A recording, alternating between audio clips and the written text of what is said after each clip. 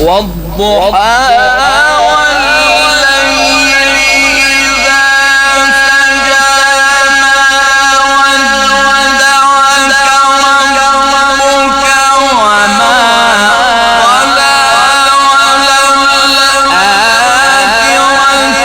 خير لك من الأولى ولسوف يعطيك ربك فترضى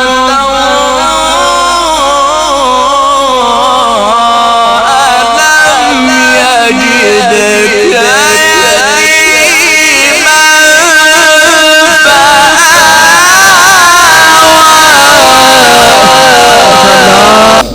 والضحى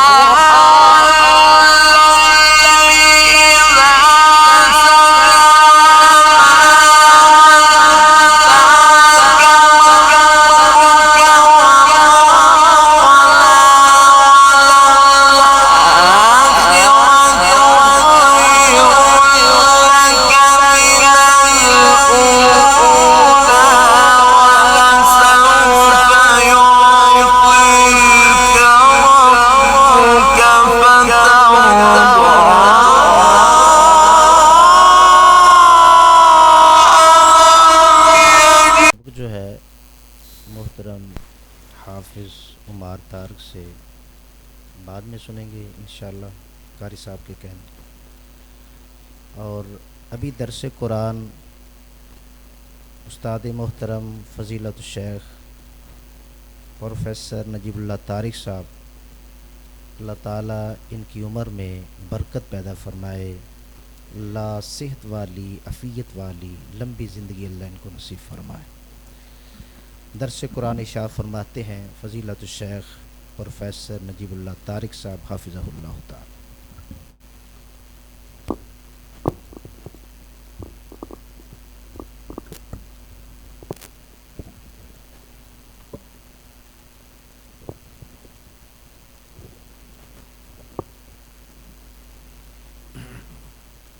السلام علیکم ورحمۃ اللہ.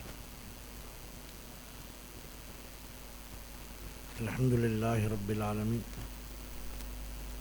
والعاقبۃ للمتقین ولا عدوان الا علی الظالمین. اشہد ان لا الہ الا اللہ واشہد ان محمدا عبدہ ورسولہ. اما بعد، اعوذ باللہ السمیع العلیم من الشیطان الرجیم.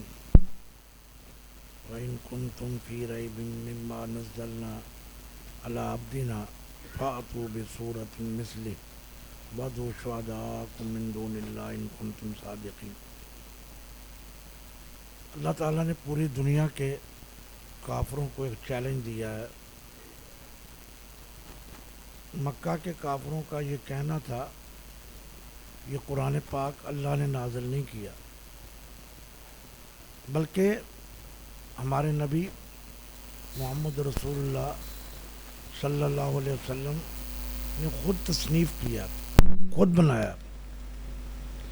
اللہ تعالیٰ نے پوری دنیا کے کافروں کو، منکروں کو یہ ایک چیلنج دیا، اگر تمہیں شک ہے یہ قرآن اللہ نے نازل نہیں کیا تو پورا قرآن میں نہیں کہتا، ایک چھوٹی سی صورت انا اعطیناک الکوثر سمجھ لیں، ایک صورت تم بنا کے لے آؤ، قرآن کے مقابلے میں ایک صورت لے آؤ. اللہ تعالیٰ فرماتے ہیں نہ یہ پہلے کر سکیں آئندہ بھی نہیں کر سکیں گے، اور آج بھی یہ چیلنج موجود ہے. یہ قرآن پاک وہ چیز ہے کہ جس شخص کے ساتھ قرآن پاک کا تعلق قائم ہو جائے. مثلا کوئی آدمی قرآن پڑھتا ہے تو کہتے ہیں قاری ہے، حفظ کرتا ہے تو کیا کہتے ہیں حافظ ہے، کوئی تفسیر لکھتا ہے تو کہتے ہیں مفسر ہے. چلیں یہ باتیں تو بہت دور کی ہیں نا. میں ایک چھوٹی سی آپ کو بتاؤں کہ قرآن پاک کی عظمت کیا ہے؟ ایک کپڑا ہے، بازار سے لے آتے ہیں، چلو لے آئے، میں اپنے جوتے صاف کروں گا، میں کمرہ صاف کروں گا، لے آتے ہیں کپڑا. لیکن اگر یہ کپڑا جو بازار سے خریدا ہے اس کا ہم قرآن کا جزدان بنا لیں، قرآن کا غلاف بنا لیں، تو کیا دنیا میں آپ نے کبھی دیکھا ہے کوئی آدمی قرآن کے جزدان کے ساتھ بوٹ صاف کرے؟ تصور بھی نہیں ہے، تصور بھی نہیں ہے. بھئی کپڑا ہی ہے نا وہ، لیکن اب کپڑا نہیں ہے وہ، اس کا کس کے ساتھ تعلق جڑ گیا؟ قرآن پاک کے ساتھ. راتیں تو بہت ہیں نا، نیو ایئر نائٹ منائی ہے نا، پہلی رات وہ بھی نائٹ ہی ہے، لیکن ایک نائٹ کا ذکر اللہ نے بھی کیا، انا انزلناہ، وہ بھی ایک نائٹ ہے، وہ لیلۃ القدر ہے. جس رات قرآن نازل ہوا وہ رات قدر والی بن گئی. کہتے ہیں کہ بیت المعمور ہے آسمان پہ، جس کا طواف فرشتے کرتے ہیں، ہزاروں فرشتے طواف کرتے ہیں. کہتے ہیں جس فرشتے نے ایک دفعہ طواف کر لیا اس کی دوبارہ باری نہیں آئے گی قیامت تک. کتنے فرشتے ہوں گے؟ اندازہ ہی نہیں.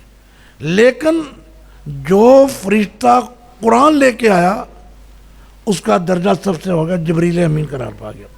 گویا قرآن پاک ایک ایسی چیز ہے جس کے ساتھ لگ جائے اس کے وارے نیارے ہو جاتے ہیں، اس کی قسمت سنور جاتی ہے. بلکہ ایک روایت میں آتا ہے اللہ تعالیٰ نے کچھ فرشتے اسپیشل مقرر کیے ہیں. ایک تو نا فرشتے یہاں بیٹھے ہیں، ہمارے ادھر بیٹھے ہیں، کوئی آسمان پہ ہیں، کچھ فرشتے اللہ نے دنیا میں بھیجے ہوئے ہیں اور وہ بے شمار ہیں. ان کو یہ حکم دیا ہے کہ تم جہاں دیکھو کہ لوگ قرآن پڑھ رہے ہیں وہاں چلے جاؤ اور ان کو اپنے حصار میں لے لو، ان کے اوپر چھا جاؤ. پھر ان کے اوپر ایک سکینت نازل ہوتی ہے، سکینت. فرشتے گھوم رہے، گھومتے گھومتے ان کو کسی گھر میں کسی جگہ لوگ قرآن پڑھتے ہوئے نظر آ جاتے ہیں. یہ فرشتے سب کو آوازیں دیتے ہیں، بھئی آ جاؤ آ جاؤ، جس کام کے لیے ہم آئے تھے تلاش کر رہے تھے وہ مل گئے ہیں، یہ دیکھو قرآن پڑھ رہے ہیں. پھر وہ فرشتے اللہ کے پاس جاتے ہیں کہ اللہ جس کام کے لیے تم نے بھیجا تھا وہ ہم کر رہے ہیں. بچے لوگ قرآن پڑھ رہے تھے، ہم نے تیری برکتیں، تیرا رحم، تیرا کرم ان کے اوپر نازل کیا تھا. بیٹا آپ میرے پاس آ جاؤ، وہ اینکو والا آپ میرے پاس آ جاؤ.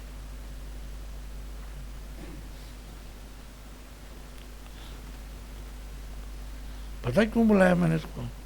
آپ کو پتہ ہے؟ بیٹھ جائیں. آپ کو پتہ ہے یہ میرا ایکس شاگرد ہے، جو ہوتا ہے نا ایکس، یہ میرا ایکس شاگرد ہے. تو جناب وہ اللہ تعالیٰ کے پاس جاتے ہیں اور کہتے ہیں کہ جس مقصد کے لیے تم نے بھیجا تھا ہم گئے تھے، قرآن پڑھ رہے تھے، ہم نے تیری برکتیں، تیری رحمتیں، تیرا کرم، سکینت ان پر نازل کیا. اللہ کہتا ہے پھر ایک کام اور کرو، جتنے لوگ قرآن پڑھ رہے تھے سب کے گناہ معاف کر کے ان کو جنت میں نام لکھ دو. فرشتے کہتے ہیں نہیں اللہ 2 منٹ 1 منٹ، وہ سارے لوگ نا قرآن پڑھنے نہیں آئے تھے. ایک آدمی کوئی قرآن پڑھنے آیا ہی نہیں تھا، وہ نا ویسے ہی چلتے ہوئے اس کو اپنا ذاتی کام تھا، کسی کام سے گزر رہا تھا بیٹھ گیا، ویسے قرآن پڑھنے کے لیے نہیں آیا تھا وہ. تو اس کے بارے میں کیا حکم ہے؟ اللہ تعالیٰ فرماتے ہیں کہ قرآن کی مجلس ایسی ہے کہ جو یہاں بیٹھ گیا اس کی نیت قرآن سننے کی نہیں تھی، اس کے گناہ بھی معاف کر کے جنت میں داخل کر دو. ہاؤلاء القوم، قرآن پڑھنے والے ایسے لوگ ہیں، لا یشقا جلیسوں، جس کا ان کے ساتھ ٹچ ہو گئے وہ بھی بدبخت نہیں رہتا، وہ بھی سعادت مند ہو جاتا. اور کس قدر خوش نصیب ہیں وہ بچے کہ جو 2 سال 3 سال مسجد میں بیٹھتے ہیں اور مسجد کے بیٹھ کے پھر قرآن یاد کرتے ہیں اور پھر قاری صاحب سے سبق بھی لیتے ہیں اور مار بھی کھاتے ہیں. مار کے بغیر تو سبق یاد نہیں نہ ہوتا. اب آپ ذرا غور کریں چند لمحے کے لیے. اللہ کے نبی علیہ السلام نے فرمایا ان اللہ یرفع بہذا الکتاب اقواما ویضع بآخرین. اس قرآن کی وجہ سے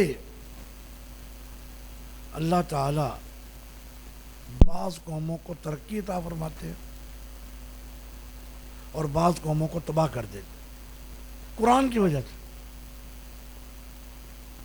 اب آپ دیکھیں کہ وہ لوگ مدینہ منورہ، میرا خیال آپ کے مانا والا تو بہت ہے، یہ جو محلہ اس محلے کا کیا نام ہے؟ نہیں چھوٹا کوئی اور نام رکھ لیں. مسجد عباد الرحمان ہے نا، تو کل مسجد عباد الرحمان کے ارد گرد جو بنے، اتنے بھی لوگ نہیں تھے مدینہ میں، چند لوگ.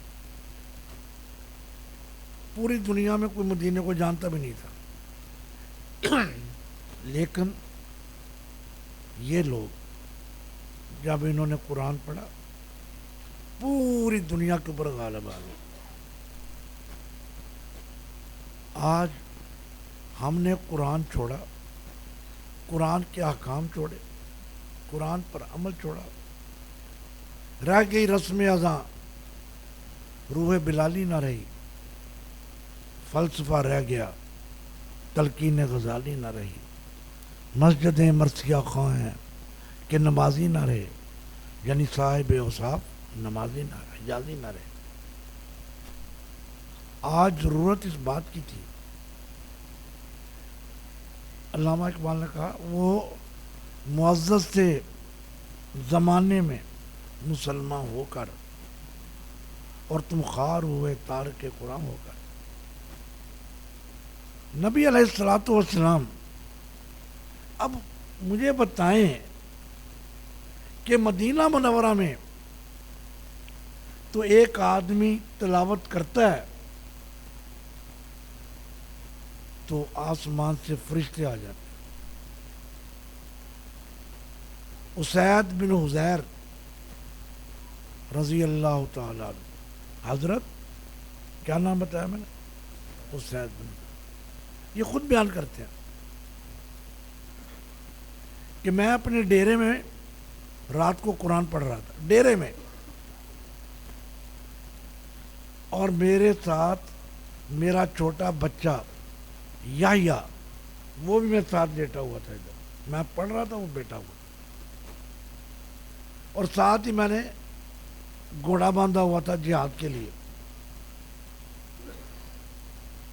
پرانے زمانے کے جو لوگ تھے نا مسلمان، وہ دن کو گھوڑے کے اوپر بیٹھ کے جہاد کرتے تھے اور رات کو قیام کرتے تھے.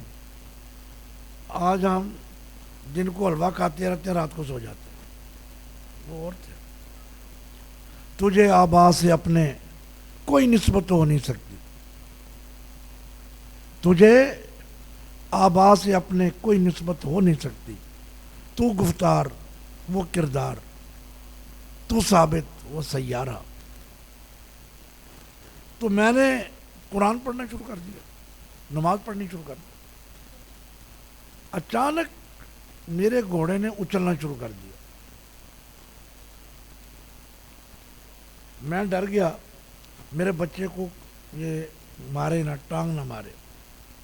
میں تھوڑی دیر کے لیے رک گیا، وہ گھوڑا بھی رک گیا. میں نے کہا مسئلہ کیا ہے؟ میں نے پھر قرآن شروع کیا. تو میں نے اوپر دیکھا گھوڑا کیوں بدا، اوپر لائٹیں چل گئی، لائٹیں ہی لائٹیں، لائٹیں ہی لائٹیں، اور نیچے آ رہی تھی، گھوڑا بھٹک رہا تھا لائٹوں کو دیکھ کر۔ میں نے کہا مسئلہ نہیں سمجھ آ رہی کیا ہے۔ کہتے ہیں میں نے بند کر دیا قرآن پڑھنا۔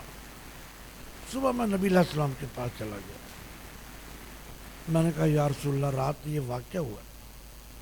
فرمایا اے حزیر اسید، تو قرآن پڑھتا ہی رہتا، اگر تو صبح تک پڑھتا رہتا مدینے کے سارے لوگ اپنی آنکھوں سے فرشتوں کو دیکھ لیتے،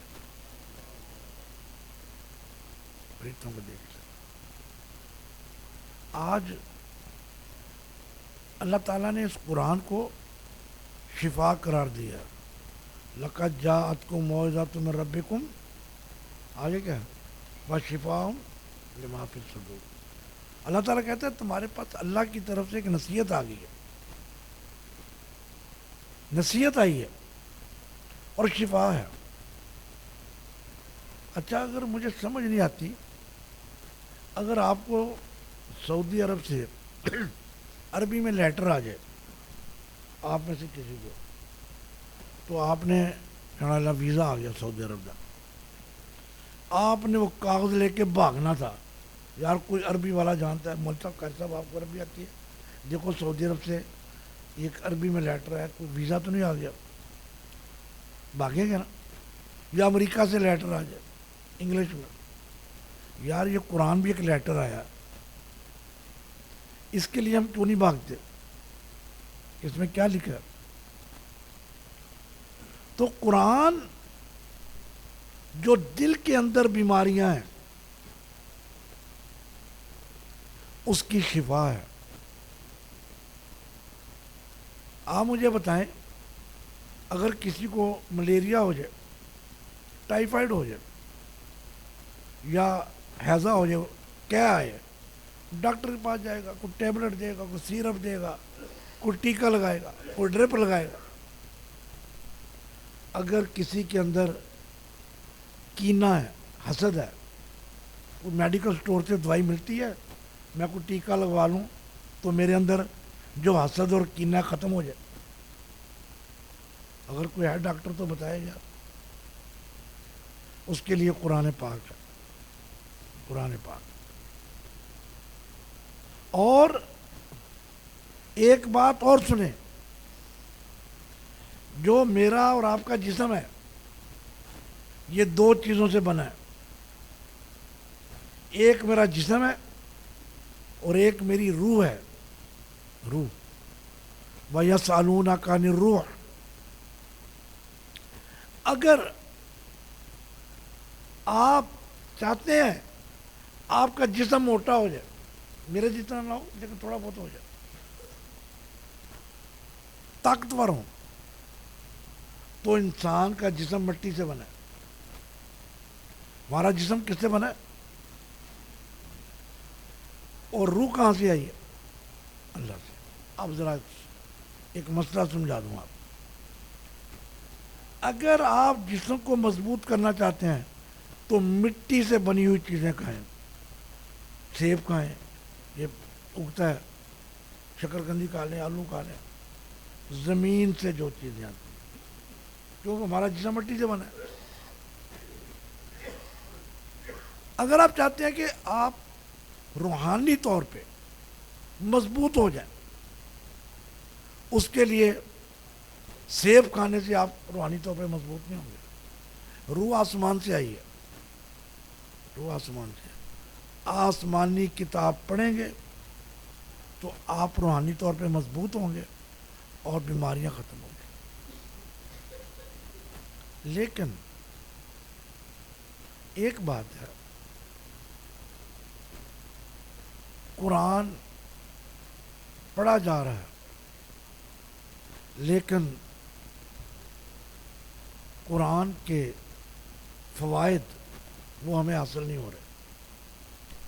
پڑھا بھی تھوڑا بہت جا رہا ہے۔ اگر میں آج پوچھ ہی لوں کہ آج جمعہ تھا، کس کس نے سورہ کہف پڑھی ہے، میں نہیں پوچھوں گا، میں تو آپ سمجھ لیں کہ پوچھنے لگے ہیں ہاتھ کھڑانے کے، تو حال برا ہی ہوگا کہ جمعے کے دن سورہ کہف پڑھنی چاہیے.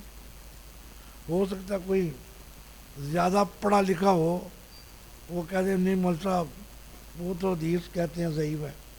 مسئلہ یہ بھی ہوتا ہے, ضعیف نہیں ہے, قابل عمل ہے.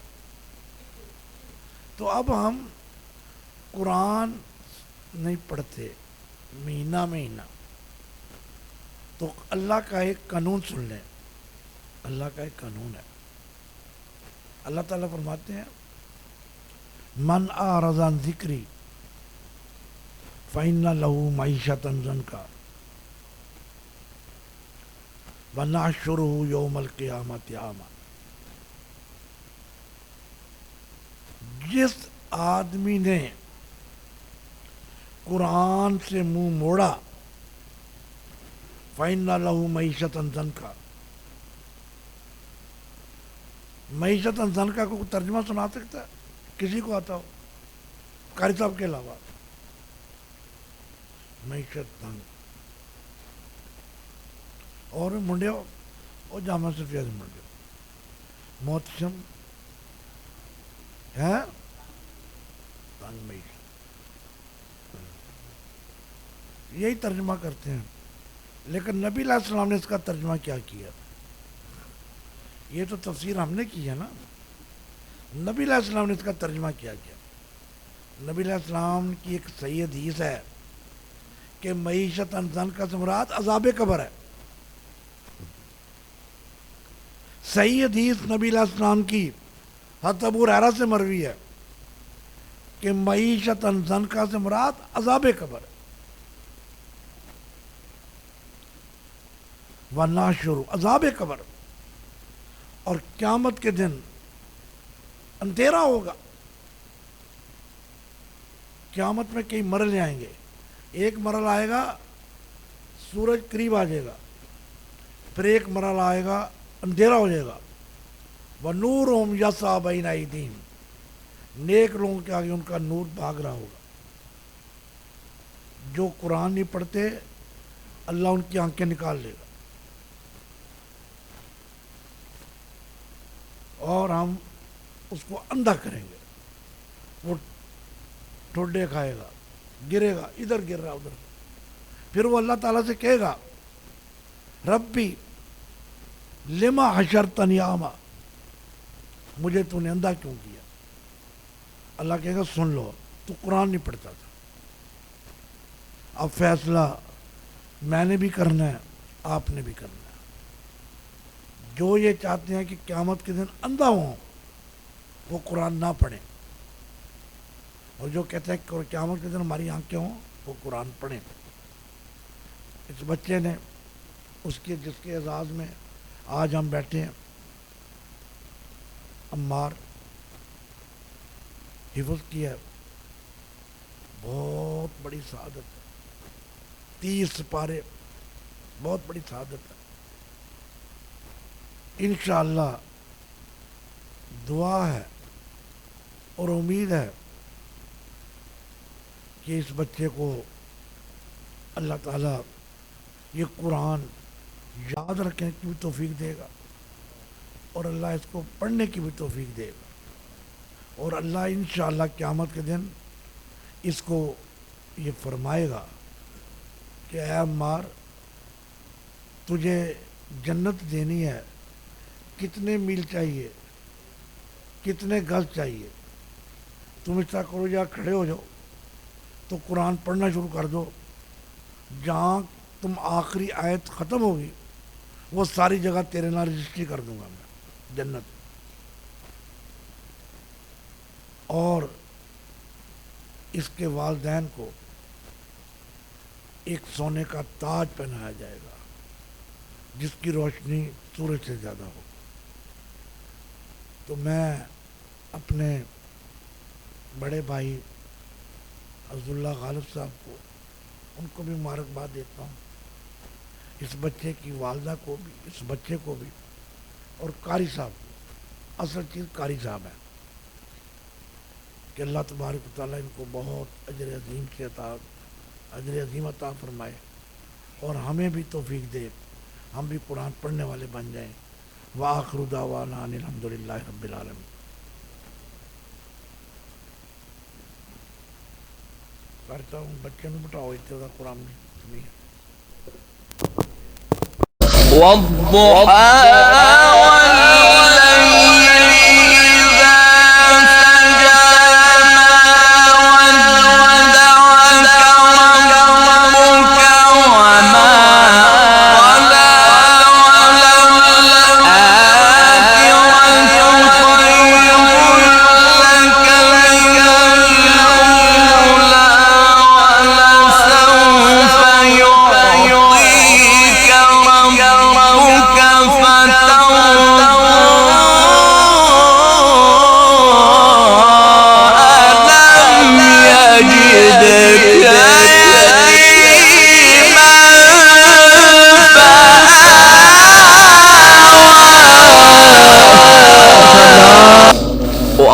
والضحى